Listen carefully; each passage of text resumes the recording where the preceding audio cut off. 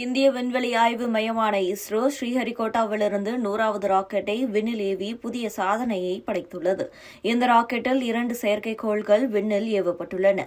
India தனது 100வது ராக்கெட்டை விண்ணில் ஏவி இருக்கிறது. இதற்கான கவுண்டவுன் நேற்று அதிகாலை தொடங்கியது. 100வது ராக்கெட் இதன் மூலம் விண்வெளி துறையில் இஸ்ரோ புதிய சாதனையை படைத்துள்ளது. GSLV F-15 என பெயரிடப்பட்டிருக்கும் இந்த ராக்கெட் NVS-02 எனும் பெயரில் 2 செயற்கைக்கோள்களை விண்வெளிக்கு கொண்டு செல்கிறது.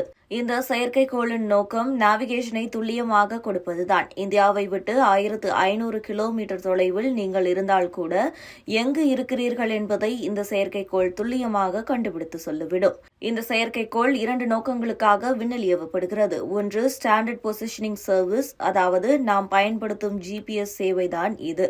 GPS சேவையை மேம்படுத்த இந்த SPS பயன்படுத்தப்படுகிறது. இதன் மூலம் 5 முதல் 10 மீட்டர் அளவுக்கு துல்லியமாக நாம் GPS பயன்படுத்த முடியும். அதேபோல இதை பொதுமக்கள் யார் வேண்டுமானாலும் பயன்படுத்தலாம். அது மட்டுமில்லாது 24 மணி நேரமும் இந்த சேவை கிடைக்கும் என்று சொல்லப்படுகிறது. இரண்டாவது ரெஸ்ட்ரிக்டட் சர்வீஸ் என அழைக்கப்படுகிறது. இது முழுக்க முழுக்க ராணுவ தேவைக்காக பயன்படுத்தப்படுகிறது. இதை பயன்படுத்தி தேடும்போது நீங்கள் எங்கிருந்தாலும் கண்டுபிடிக்கப்படுவீர்கள்.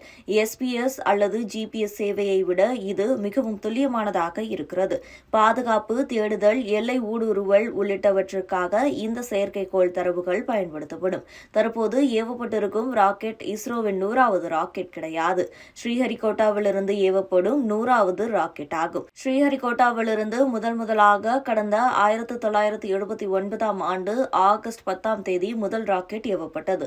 SLV-3E10 என்பதுதான் இதன் பெயர். இதில் ரோஹிணி டெக்னாலஜி பேலோடு வைத்து அனுப்பப்பட்டது. இந்தியாவின் முதல் விண்வெளி ராக்கெட் SLV-3 செயல்திறனை கண்காணிக்க அனுப்பப்பட்டது. ஆனால் முதல் முயற்சி பாதிதான் வெற்றியடைந்தது. அதன் பிறகு இஸ்ரோவின் தலைவராக முன்னாள் குடியரசுத் தலைவரான APJ அப்துல் கலாம் பொறுப்பேற்றார். அவர் தலைமையில் 1980 ஜூலை மாதம் 19ஆம் தேதி SLV-3E2 ராக்கெட் ஏவப்பட்டது. இந்த முயற்சி முழு வெற்றியை கொடுத்தது.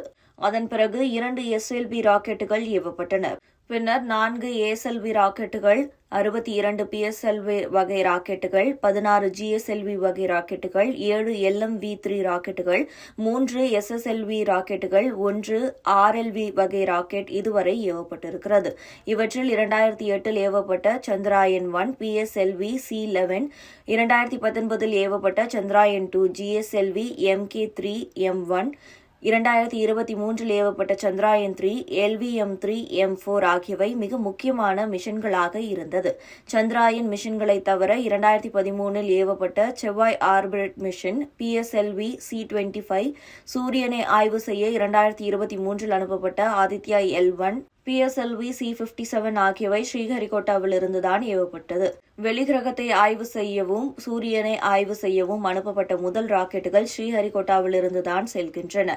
அது மட்டுமல்லாது கடந்த 2017ஆம் ஆண்டு இங்கிருந்து இஸ்ரோ 104 செயற்கைக்கோள்களை கார்டோசாட் 2 சீரீஸ் மிஷனில் PSLV C-37 ராக்கெட்டில் அனுப்பியது. இதன் மூலம் 2021 வரை ஒரே ராக்கெட்டில் அதிக செயற்கைக்கோள்களை அனுப்பியது இந்தியா மட்டும்தான் என்கிற பெருமையை தக்க வைத்திருந்தது. 2021க்கு பின்னர் எலான் மஸ்கின் SpaceX மூலம் 143 ராக்கெட்டுகளை அனுப்பி இந்த சாதனை முறியடிக்கப்பட்டது. ஸ்ரீஹரிகோட்டாவிலிருந்து ஏவப்பட்ட ராக்கெட்டுகள் எல்லாம் வெற்றியடைந்தனவா என்று கேட்டால் கிடையாது, தோல்வியும் நிறைய இருக்கிறது. 2006இல் GSLV F-02 ராக்கெட்டில் ஏவப்பட்ட INSAT-4C ராக்கெட் ஏவுதல் தோல்வியடைந்தது. 2010இல் GSLV D3, GSAT-4, GSLV F-06, GSAT-5P ஆகிய ராக்கெட்டுகள் ஏவுதல்கள் தொடர்ந்து தோல்வியடைந்தது. 2021இல் கூட புவி கண்காணிப்பு செயற்கைக்கோளை GSLV F-10 ராக்கெட்டில் வைத்து அனுப்பியபோது தோல்வியடைந்தது.